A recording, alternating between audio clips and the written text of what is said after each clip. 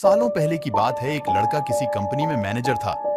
उसके साथ कभी कोई भूत की कुछ डरावनी बातें करता था तो उसे डर नहीं लगता था। उसका कहना था कि भूत जैसा कुछ होता ही नहीं है, यह सब लोगों के दिमाग का वहम है। एक दिन ऑफिस में ज्यादा काम था, जिस वजह से वो घर रात को लौट रहा था। बाइक से आराम से रात को घर जाते जाते अचानक एक सुनसान सड़क, सालों पर उसकी गाड़ी खराब हो गई। रात का समय था, कोई गाड़ी ठीक करने वाला नहीं मिलेगा। सोचते हुए वो अपनी बाइक को खींचते हुए पैदल चलने लगा।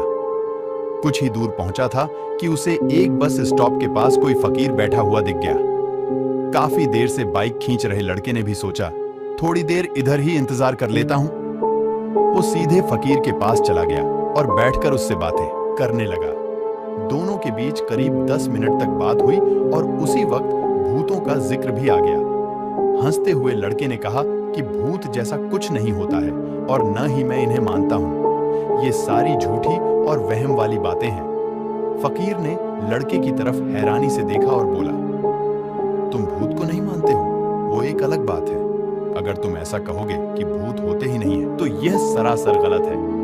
लड़का फिर हंसा और पूछने लगा कि भूत होते हैं तो दिखते क्यों नहीं है?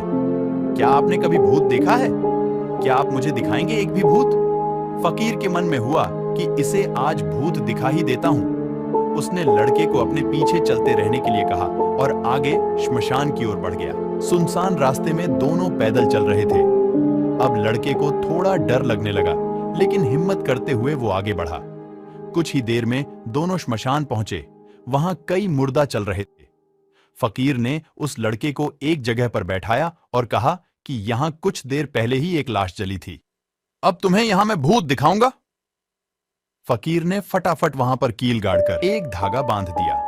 अब धागे का आखिरी हिस्सा उस लड़के के हाथ में थमाते हुए कहा, धागे की सीध में मैंने 4 बताशे रखी हैं। इन्हें खाने के लिए 4 आत्माएं आएंगी।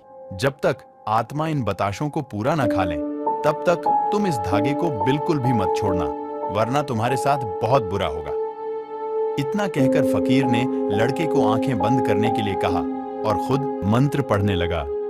लड़के को फकीर की बातें सुनकर थोड़ा डर लगने लगा, लेकिन वो धागे को तेजी से पकड़कर आंखें बंद करके हुए बैठ गया। कुछ देर मंत्र पढ़ने के बाद साधु ने उसे आंखों खोलने के लिए आवाज लगाई। लड़के ने जैसे ही आंखें खोली तो सामने 4 आत्माएं बताशे खा रही थीं। उसे इस सब पर विश्वास ही नहीं हो रहा था। तभी उसकी नजर एक आत्मा पर पड़ी। वो कोई और नहीं, उसका पड़ोसी था, जिसकी मौत 2 दिन पहले ही हुई थी। उसे देखते ही लड़के के हाथ से वो सफेद धागा छूट गया। उसने घबराहट में आसपास उस फकीर को देखा, लेकिन वो मंत्र पढ़कर जा चुका था। अब डर के मारे वो तेजी से अपने घर की ओर दौड़ने लगा। इस दौरान उसे कोई बार बार उसका नाम लेकर पीछे से आवाजें दे रहा था, लेकिन वो मुड़ा नहीं। किसी तरह से वो घर पहुंचा और डरते डरते ही सुबह हो गई।